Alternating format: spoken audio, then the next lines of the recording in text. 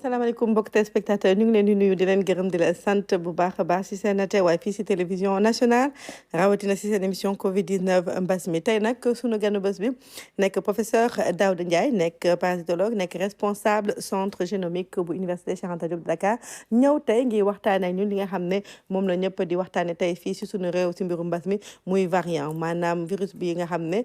dafa am nu mu ñëwaatee nga xam ne. Bokkul ak ni mu duggee woon ci sunu réew le 2 mars 2020 dinañu ci indi ay leeral bu ci kanamam mais laata loolu dañuy dellu fële sa ministère de la santé ànd ci ak docteur Ousmane Gueye di directeur SNEPS Gueye mu wax nu tey feebar bi naka la fi taxawee ci sunu réew. ci ñaari junni ak ñaar téeméer ak juróom-benn fukk ak ñaar test yu ñuy def ñetti téeméer ak ñeent ñoo ci positif maanaam téeméer ak ñeent cas. contact mooy joto jaxasewu ak ñi amoon doomu jàngoro bi amul benn cas importé ñaar téeméer cas issu de la transmission communautaire mooy nam ñu jot ci doomu jàngoro bi te xamuñu fu ñu ko jëlee ci ñooñu fanweer la ñu nemmee ko ca Kaolack fukk ak ñaar ca Saint-Louis juróom-ñeent ca Guédiawaye ak Touba juróom-benn ca Tivaouane juróom ca Dakar Plateau Mariste Ouakam ak Thiès ñeent ca Diourbel Fatick Mbour ak Vélingara ñett ca Diofior Fann Résidence Kaffrine Kër Mbaye Fall Linguère Sacré-Cœur 3 ak Yoff ñaar ca Almadi Bambey Koki Dara Fass Mbao Guinguinéo Kébémer Kédougou Khombol Liberté 6 Matam Médina Ngor Niakhar Ouest Foire Parcelles Assainies Popenguine Sébikotane ak Thiaroye benn ca Amitié 1 Amitié 2 Bargny Bopp Cité Comico Cité Keur Damel Cité Keur Gorgui Diamaguène Foundiougne Hann Montagne HLM Fass HLM Grand Médine Kër Massar Kolda Koungheul Liberté 1 Liberté 5 Maka Koulibantang Malicounda Mermoz Ndofane Ngaparou Ngexo Ñaari Tali Waaguñaay Pikine Point E Rufisque Sangalkam Sacré-Cœur 1 Scat Urbam Saraya Sokone Thilogne Tivaouane Peulh Yara Yène Yeumbeul ak Zac Mbao ñaar téeméer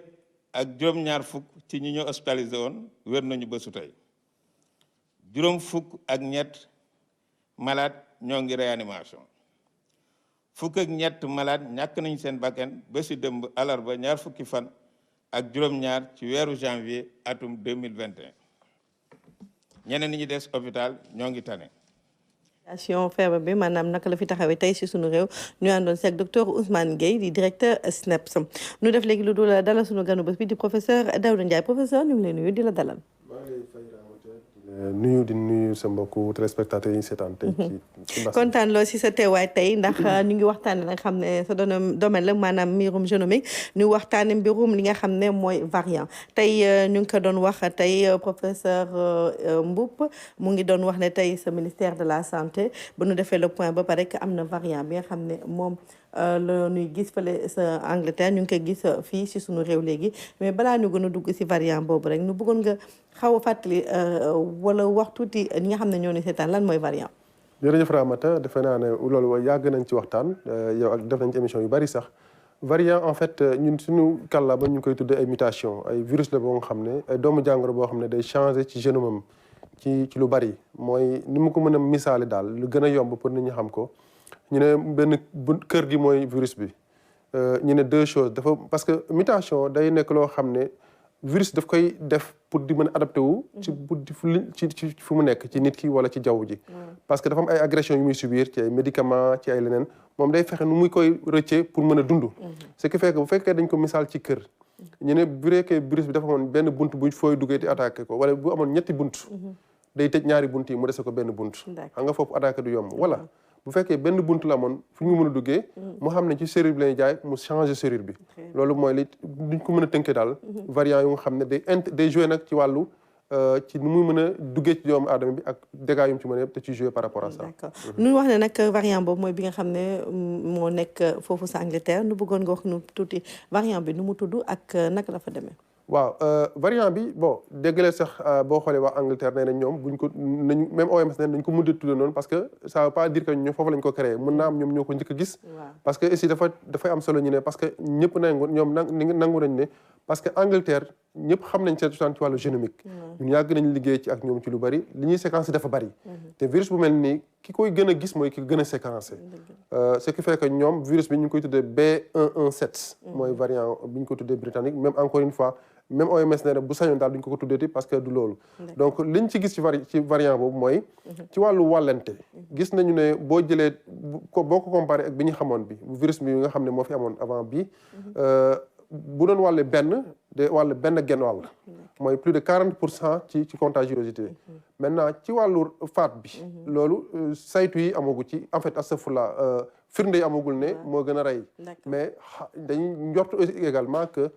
luy gën a wàlle te comme dafay y a une proportion entre ñi koy am ak ñi faatu dañu mën a jàpp ne mën na am plus buy gën a wàlle plus mën na gën a loraate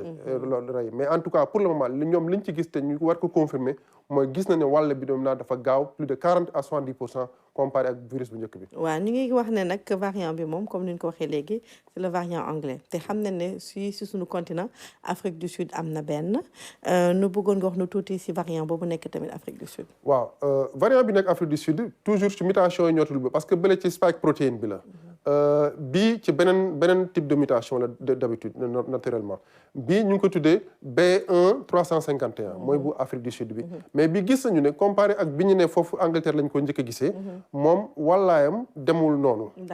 faatam également demul noonu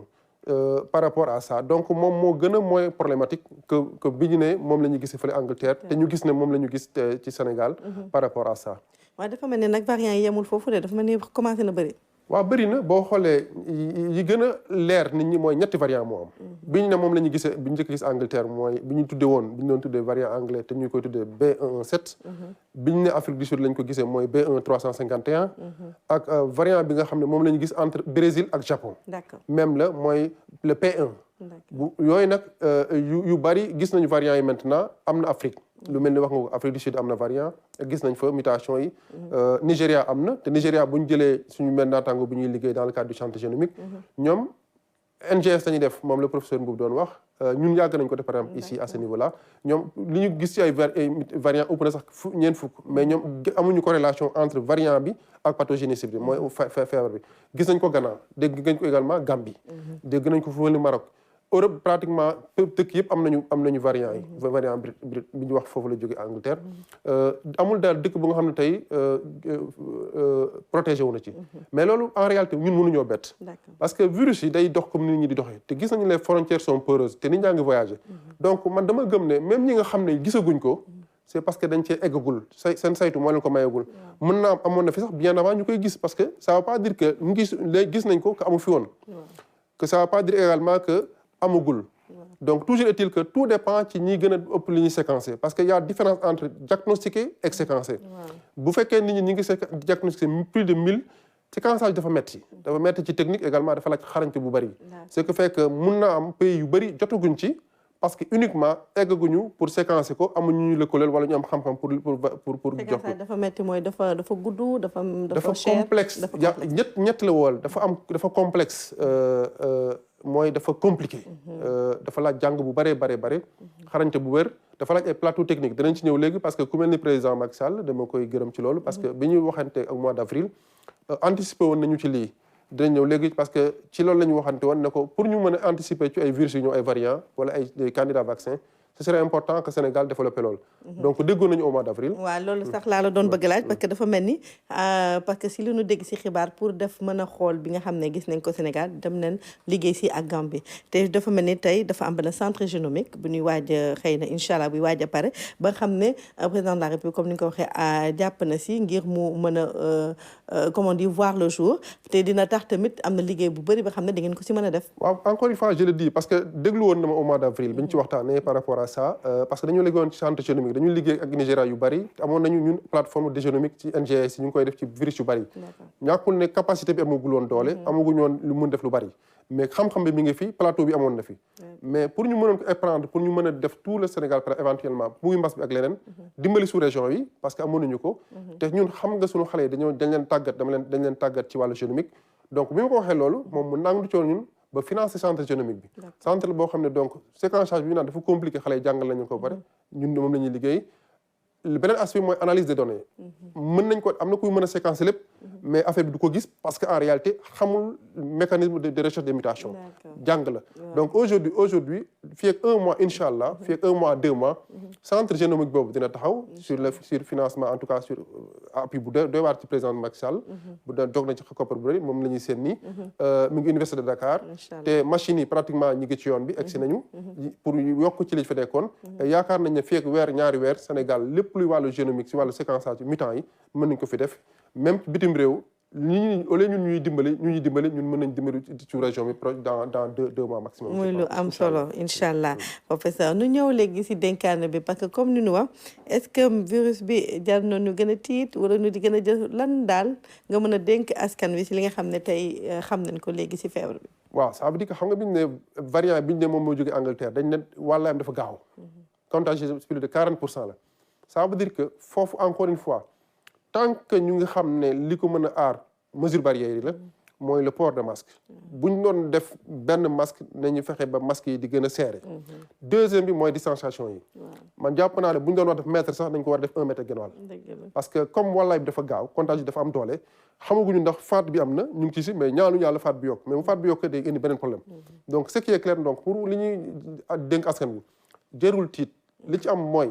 virus la bu lor comme bi bu njëkk ba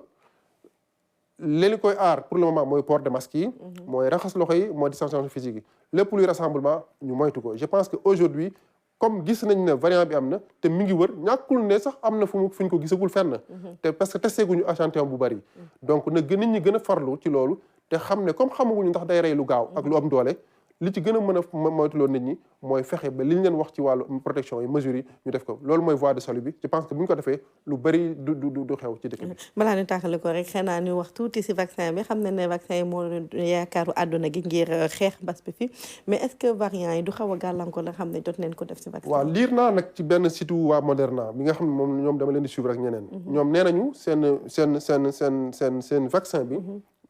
ñoom cible mutant variant yi touché wu ko. D'accord. Bon mais ce qui est important également à noter c'est pourquoi ñu ne nañu fexe ba mesure barrière ñu saxas ci parce que variant yi encore une fois waxoon nañ ko fi dañ koy waxaat les mutations y a ce qu'on appelle am na yuy ñëw yu xamagul.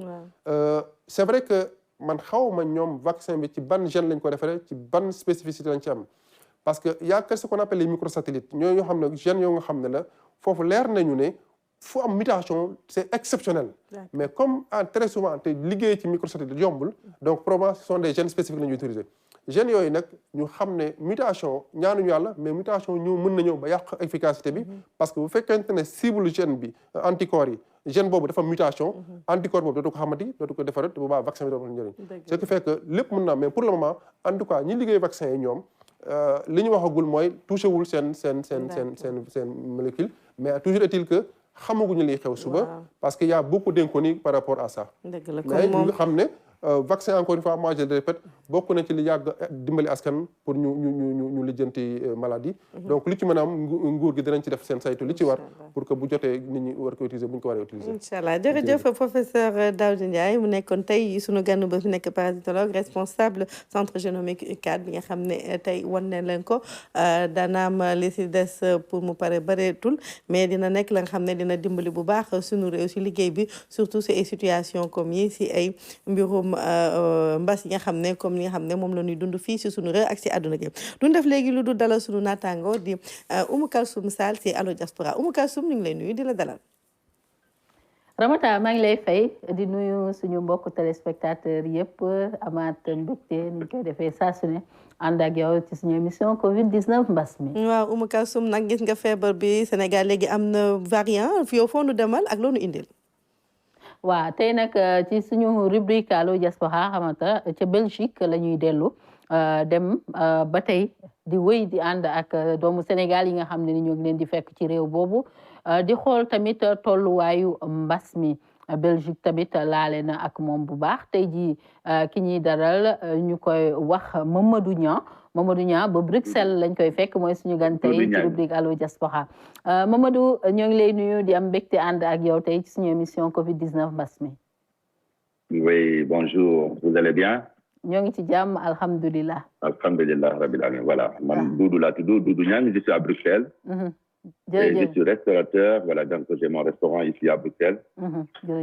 Et voilà, donc situation ici, c'est très compliqué. C'est très compliqué parce que nous, voilà, on est fermé depuis le mois d'octobre. Donc octobre, novembre, décembre, janvier, le net ni. Et d'après le mois d'Aïdal,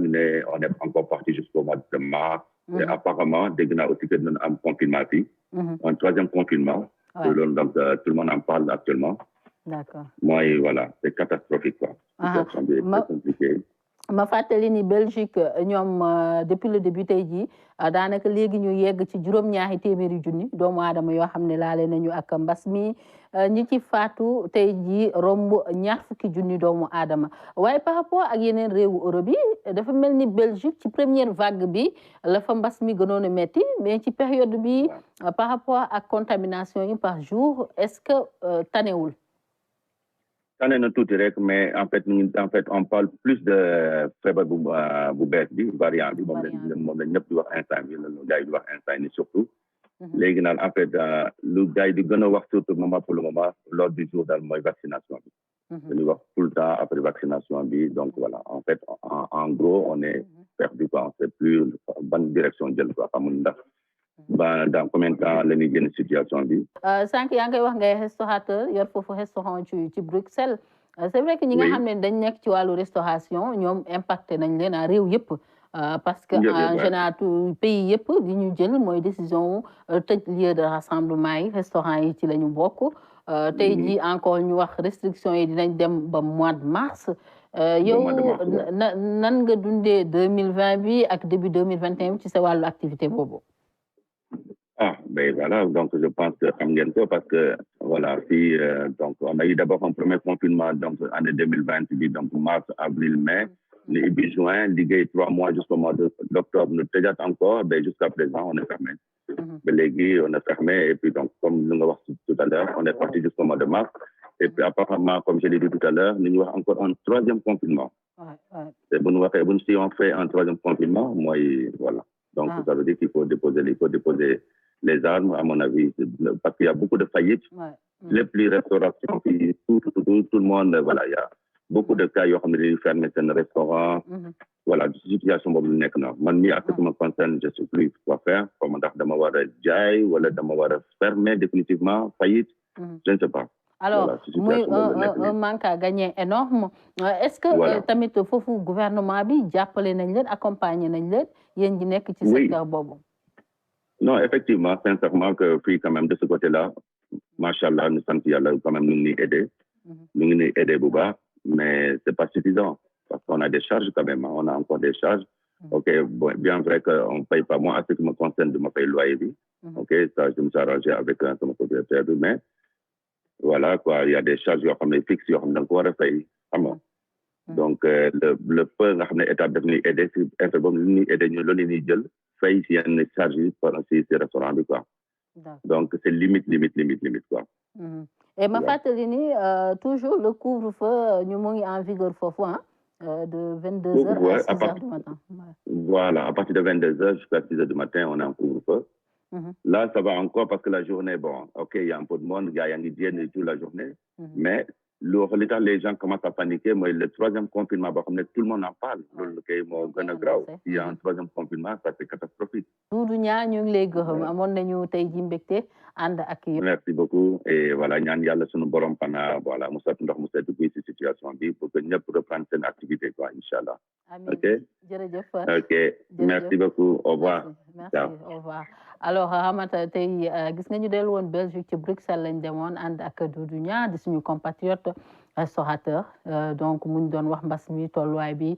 ci période bi foofu ci Bruxelles restriction yi fa amoon ba tey di wéy moom muy restaurateur yor restaurant foofu ci Bruxelles comme ni mu ko waxee 2020 bi ba ci 2021 bi daanaka ñetti weer lañ ci liggéey fu mu nekk ni encore dañu tëjaat te dañ koy wéyalaat restriction yooyu ba mois de mars kon nag Ramata tey Bruxelles lañ demoon ca Belgique jox rendez-vous ëllëg incha allah. jërëjëf mu Kalsoum Sall di gërëm bu baax sunu ganu bés bi di Mamadou Niang wala Doudou Niang nekk foofu sa Belgique di nuyuwaale tous les Sénégalais de Belgique et de la diaspora ndax ni mu ko waxee affaire bi dafa metti te am na yenn condition tamit bu leen ko tegalaate day xaw a catastrophique si ñoom c'est vrai que ndimbal mi toujours dina si baax du doy waaye negam kuy liggéey sax ba weer bu dee lëf yi du doy fokk nit ñi gën a ndeysaan góorgóorlu jàpp si ñaan yàlla bu baax a baax pour nu dimbali si comme ni nga ko doon waxee sunu kilifa diine yi bu nu fàttee sunu diine ak sunu yëfu maam ndax xëy na loolu mën nañu jàppale ngir fièvre bi jóge fi nu def lu dul nuyu tamit sunu beneen naataango di Fatoumata Savané Sall Fatoumata na nga def. Ramata maa ngi lay fay di nuyu ñëpp ñi nga xam ne ñu ngi ñuy seetaan di amaat mbégte taxaw fii ak yow. Kontaan lool di la recevoir encore si plateau bi comme d'habitude alors tey loolu mën a wax tey si feebar bi fii si àdduna gi. waaw àdduna bi nag mi ngi wéy di yokk Ramata ndax bis bu nekk ñu gis ne cas yi mi ngi dem ci kanam mais tey damay wax ne dañoo am benn genre répit maanaam benn stabilité ci cas yi ndax tey 362 457 cas la ñu am en 24 heures mu doon chiffre boo xam ne régressé na depuis presque 3 semaines gëj nañu am lu ni mel parce que saa su ne dañuy am plus de 500 000 cas plus de 600 000 tey moom 362 457 la ñu enregistré en 24 heures mu doon loo xam ne tan lañ ko mën a jàppee leneen lu ñu mën a wax mooy ñi nga xam ne également faj nañ leen tey seeni cas takku na tuuti parce que nag tey moom 51 208 personnes ñoom ñoo tane monde bi nag ñi nga xam ne faj nañ leen toll nañ ci 55 941 790 personnes yoo xam ne jóg nañu maanaam buñ ko xaymaa mu nekk rek 55,26%. leneen lu ñu mën a wax également mooy décès yi tey ñu ngi enregistré 9 883 décès à travers le monde au total nag egg nañu jamono ji ci 2 184 012 personnes yoo xam ne ñoo ñàkk seen bakkan. décès yi amul tan par rapport ak démb. décès yi tane na également parce que démb ñu ngi woon ci 10 000 et quelques tey ñu ngi ci 9 883 loolu itam dañ koy nemmeeku parce que day nekk sant yàlla nu ko Françoise di waxee rek bakkan bu rot gis la mais loolu day tax ne bu ñu amee même moins de 2 personnes yu génn àdduna dañ koy jàppee sant bu baax. macha allah dëgg la lan nga nu indi tey si xibaar li nga xam ne nit ñaa ngi koy xeexee mbas mi si àdduna bi. waaw tey nag taxaw naa tuuti sax fi Oumou Kalsoum jóge muy Belgique parce que ñoom fi ñu nekk nii dañoo nekk également ci moment boo xamante ne dafa inédit surtout ci wàllu contamination ak it wàllu décès tey rek ñoom 3020 personnes la ñu enregistré ñu am mbas mi en 24 heures 3020 personnes li nga xamante ne également mooy ñi fa nag ñàkk seen bakkan toll nañ ci 20 933 ñoo fa décédé depuis bu début bi mais tey 50 décès la ñu am en 24 heures ñu ngi naan nag moyenne bi semaine yi mi ngi nekk 52 personnes yu gaañu par jour par jour voilà mu nekk loo xam ni 6,6% du yokkute ci wàllu taux de létalité bi lañ ko mën a waxee jàpp nañu également que hospitalisation yi foofu lee ca Belgique dafa yokk du 18 au 24 janvier nemmeeku nañ fa plus de 9% ci wàllu hospitalisation yi nu mu yokkee leneen lu ñu mën a wax également ci wàllu vaccin bi am nañu loo xamante ne 229 863 personnes yoo xam ne jot nañu seen première dose de vaccin foofu lee ca Belgique.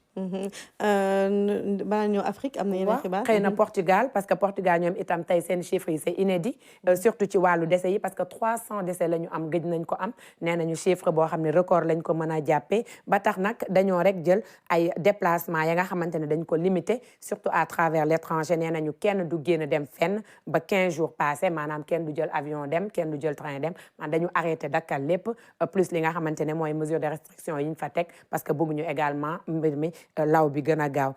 Royaume-Uni ñoom itam loolu la ñu def dañoo tëj seeni frontières pour yenn dëkk yi comme waa Émirats arabes nga xam ne Dubaï dafa am ñu bëri ñoo xam ne dañuy dem foofu vacances pour tourisme loolu itam dañu dakkal lépp loo xamante ne voyage la par rapport ak foofu surtout ci avion yi benn vol dematul Dubaï benn vol tamit ñëw jógegul Dubaï ñëw fa nga xam ni mooy Royaume-Uni loolu nag yaa ngi doon wax si waxu déplacement yi mais dafa mel ni tamit ñoom nee na daf leen di jara sax léegi boo jógee boo ñëwee aéroport sax da lay laaj lan moo la taxa non lan moo la tax a tukki bu dee ay vacances la naan la wëññeeku sa kër non c'est sérieux nee na loolu la ñu nar a def effectivement waaw parce que bu dee la nga xam ne comme xam yaa ngi wax fan yi naan chaque jour nga ne bàyyi leen déplacement la bu dee déplacement xam ne mën na ñàkk xam nga dem vacances xëy na mën na ñàkk du la nga xam ne c'est obligatoire mën nga jéem a sacrifier sa bopp ba leen ba seen situation ñëw kon nag doon dem ba léegi ne bu nit ñi ñëwee aéroport sax nañ laaj sa buntu aéroport bi lan moo tax ngay tukki pour ñu jéem a wàññi nit ñi effectivement loolu non seulement dañ ko def mais dañu def tamit imposer quarantaine képp koo xam ne même bu nekkee anglais nga demoon fenn di ñëw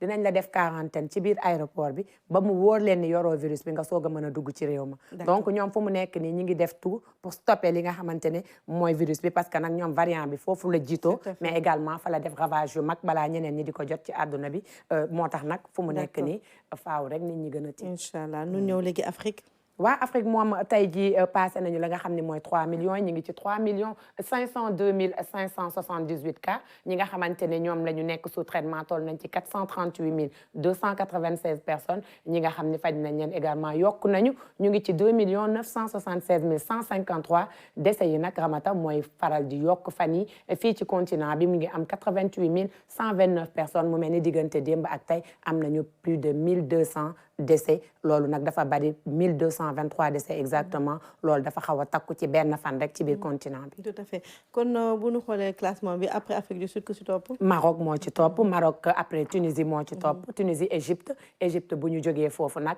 ñi ngi dem fële nga xam ne mooy Algérie Libye après Nigéria soog a ñëw. mi ngi noonu comme ñooñu ñoo am plus de 100 000 cas en Afrique ñoom kese ñoom ñoo yor plus de 70% yi nga xamante ne mooy continent ci biir kii bi. nu ñëw léegi si Sénégal mooy cas yu bees yi tey naka la fi ne taxaw. waaw tey nag sunu cas yu bees yi ñu ngi enregistré 304 cas. ñu ngi doon wax sànq plus de 300. 200 cas communautaires. mais mi ngi noonu 304 cas c'est beaucoup. ba léegi Dakar moom moo ëppale. ñu gis ne également que Dakar 144 la am que Thiès am 35. Kaolack mi ñu doon wax démb am 51 donc ñetti région yooyu tey presque ñoom ñoo jël la totalité des cas c'est vrai que bu ñu xoolee Diourbel dañuy gis ne am nañu 16 alors que Saint-Louis mi ngi enregistré 15 cas bu ñu demee fële nga xamante ne mooy Kolda ñi ngi am 6 foofu Kédougou am 6 Tamba am benn Matam am 4 Louga am 11 cas mais Ramata temps yi dañoo gis au sud comme Ziguinchor ak Sédhiou enregistré wuñu dara mu mel ni au sud à chaque fois semaine bi dañuy gis ne benn région wala ñaar région duñu am dara kon peut-être mën nañu jàpp ne mën na nekk li nga xam ne mooy fermeture frontières yi parce que dematuñu li nga xam ne nit ñi duggatuñu comme nu ñu bëggee ñun itam génnatuñu comme nu ñu bëggee boole ci également discipline bi nga xamante ne ñu ngi koy def ci geste barrières yi parce que également dañu nekk ñoo xamante ne dañuy respecter geste barrières yi comme niñ ko mënee surtout bañ a def rassemblement ak bañ a nekk di def la nga xam ne ay déplacement yu inutile la si biir région yi loolu moo tax nag tey jii Ziguinchor Sédhiou à chaque fois ñu ngi gis ne seen i cas mi ngi wàññeeku loolu defe naa c'est une aubaine. waaw il faut ça c'est bien à préciser incha allah xam naa di nga dem fan yi nag dina delluwaat Kaolack xoolaat nag parce que li nga ko doon waxee fan yi moom cas yi tamit mi ngi yokk trop il faut qu'on revoie ça alors lan nga mën a dégg tey askan wi surtout que tey nag nee na dafa am variant ba xam ne mu ngi suñu réew. waaw variant bi nag Ramata ñu ngi koy wax sànq nee nañu variant britannique bi moom dugg na presque ci 70 pays à travers le monde wax anglais ne bu ñu waxati ñoo ko moom. waaw mais fa la soqee ko day mel ni rek bu ñu nee virus bi Wuhan la jóge maanaam Chine la jóge moom kay fi mu jóge faaw ñu koy wax parce que foofu lañ ko nemmeekoo mu doon fa voilà foofu lañ ko njëkkee gis mu daal di dem feneen donc mënuñu ko bañ a tudd dëkk ba parce que fa la nekkoon donc loolu moo tax ñu koy wax variant britannique comme ni ñuy tuddee également variant sud-africain bi nga xam ne moom itam dafa contagieux mais bu ñu ko waxee ñun boobu la ñu am on aurait pu avoir le variant sud-africain mais du boobu lañ fi gis kon bi professeur gis mooy comme bi génn fële ci Royaume-Uni kon loolu la ñu mën a wax également donc loolu doon loo xamante ne waa IRSF génnee nañ ko mu doon loo xam ne échantillon la bu ñu xool ba am ci confirmation kon loolu du ay wax donc transmission rapide bi moom lañ ci gën a nemmeeku kon tey taxaw bi rek mooy fexe ba situation bi def accalmie, c'est-à-dire ñu fexe ba ñun suñuy cas di wàññeeku te loolu dara mënuñu ko may lu dul masque yi mesure barrière yi parce que encore une fois vaccin bi sori na fi Omar Diaw sànq rek mi ngi ko doon wax également. Tout à fait. Merci beaucoup Fatoumata Savané, merci à Oumou Kalsoum Sall, merci à notre coordonnateur du jour Moussa Mané, à toute l'équipe qui nous a accompagnés ce soir, cher Sadibou Diagne à la réalisation, Ousmane Diop-Posson, Madiop Dembélé à la caméra, à Fadel au montage et à l'infographie, Rose au protocole, le maquillage. Nous remercions tout le monde vraiment di gërëm ñëpp ñi nga xam ne saa su ne ñu ngi fii teew fii ci RTS gi seetaan émission bi di Covid-19 mbas mi di sargal encore une fois tout le personnel médical, enseignants yi élèves yi étudiants yi ñëpp fàttewuñu kenn di sargal encore une fois à toute la diaspora di leen ñaanal yàlla musal leen bu baax a baax ci feebar bi di leen ñaan